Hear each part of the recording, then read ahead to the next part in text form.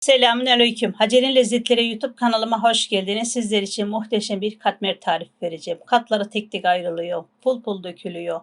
Çok kolay, çok da lezzetli. Evinizde un, tuz varsa, su varsa bu tarifi mutlaka deneyin. Çok kolay oluyor. Önceden yapıp dondurucuya bile koyabilirsiniz. Hamurumuzu yoğurmakla başlayalım. 1,5 su bardağı suyu kasemize alalım.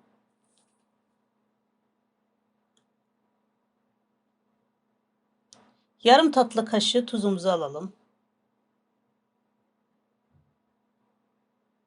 Tuzumuz eriyene kadar karıştıralım. Suyumuz sıcak değil, normal musluk suyu.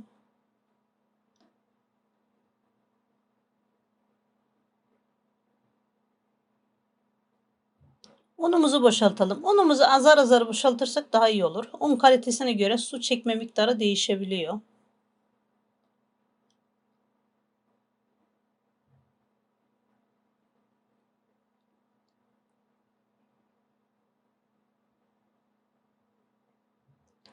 Tekrar un ilave edelim. Daha fazla yapmak isterseniz miktarlarını artırabilirsiniz.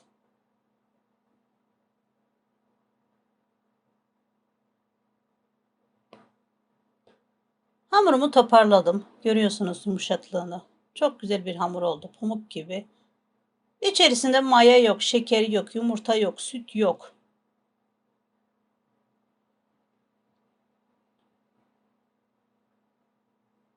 Hamurumu bekletmeyeceğim. Direkt masama alacağım. Bezeleri ayıracağım. Birkaç dakikada masada yoğurursak daha güzel olur. Özlü bir hamur olur.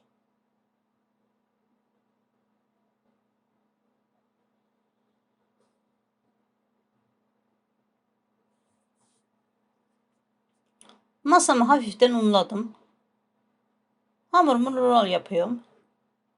Bezeleri ayıracağım burada bu şekilde. İsterseniz yuvarlak da yapabilirsiniz.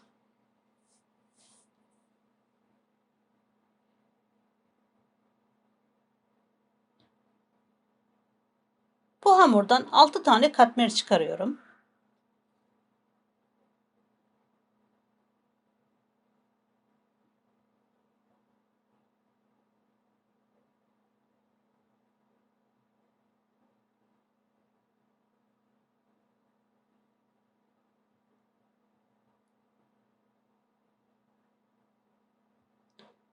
Masamı unlayaraktan bezelerimi açacağım.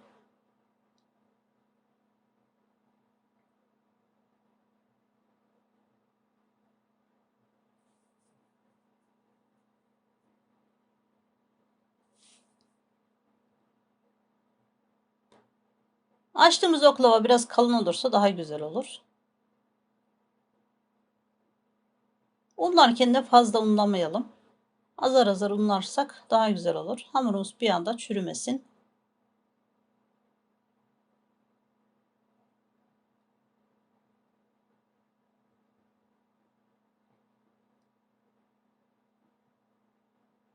Açarken üzerine hafiften bastırarak açalım. Çok bastırmayalım.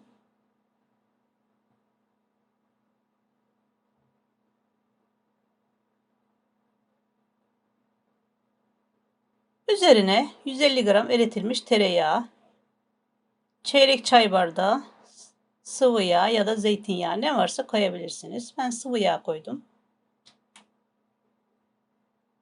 Yağımız sıcak olmasın, soğuk olsun.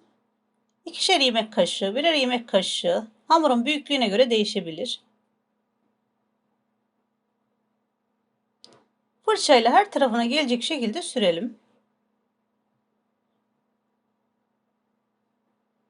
İsterseniz bu şekilde içerisine peynir de koyabilirsiniz. Çok da lezzetli olur. İçe doğru katlayalım.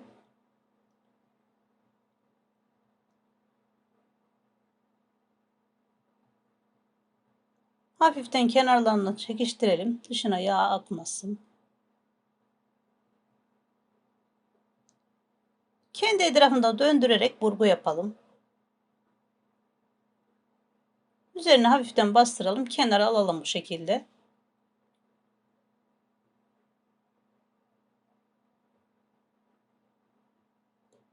Bütün bezelerimi aynı şekilde açıyorum.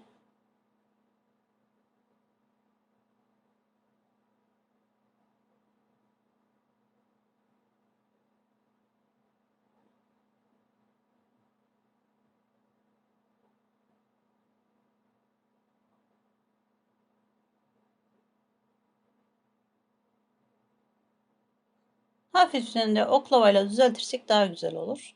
Tekrar yağ dökelim.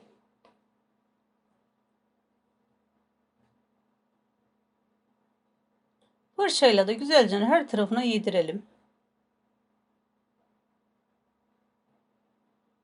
İçe doğru katlayalım.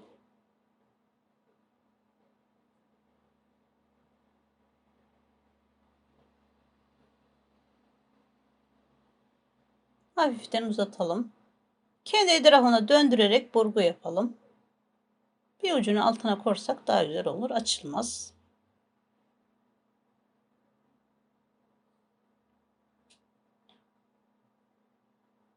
Açmış olduğum bezeleri bu şekilde tekrar pasta tabağı büyüklüğünde açıyorum. Tavanızın boyutuna göre yaparsanız daha güzel olur.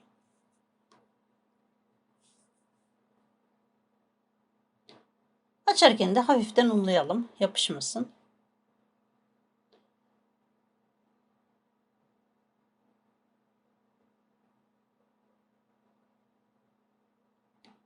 Görüyorsunuz kalınlığını, inceliğini.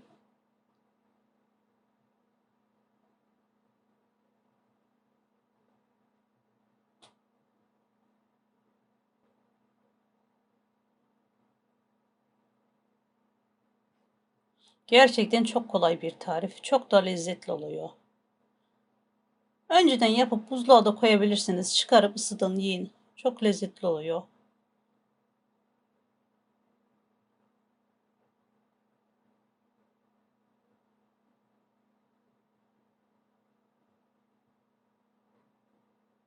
Tavamı ısıttım. Tavama koyuyorum. Harlı ateşte değil, orta ateşte. Üzerine rengi değişince çevirelim. Hafiften tereyağıyla yağlayalım.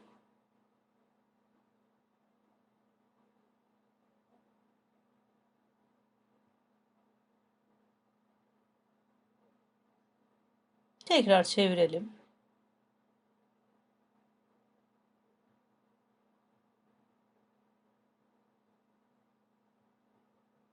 Spatula ile bastırırsak daha güzel olur. Her tarafı kabarır.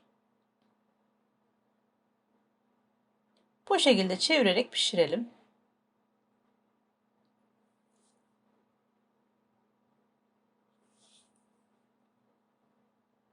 Tabağımızı alalım. Tekrar hamurumuzu koyalım. Tavama yağ sürmüyorum.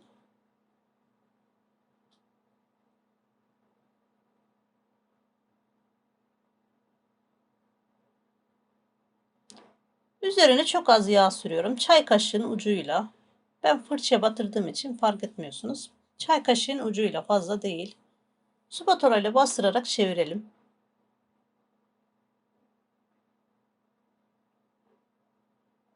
Her iki tarafında yağlarsak güzel olur.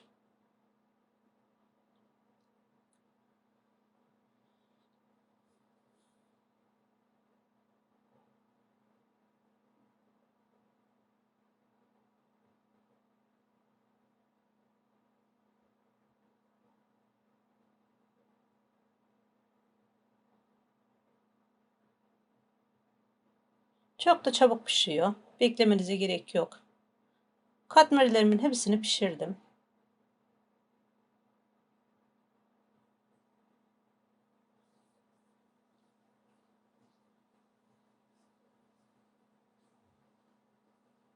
Görüyorsunuz yumuşaklığını. Pamuk gibi.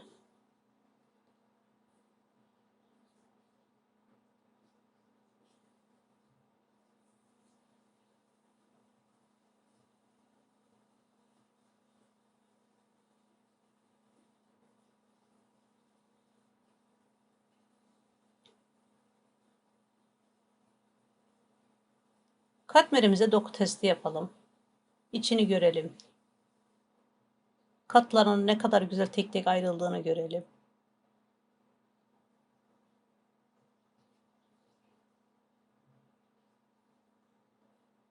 Evet arkadaşlar, videomu buraya kadar izlediyseniz beğenip paylaşmayı unutmayın. Bildirim zilini açarsanız güzel tariflerimden haberdar olacaksınız. Beni izlediğiniz için çok teşekkür ediyorum. Afiyet olsun.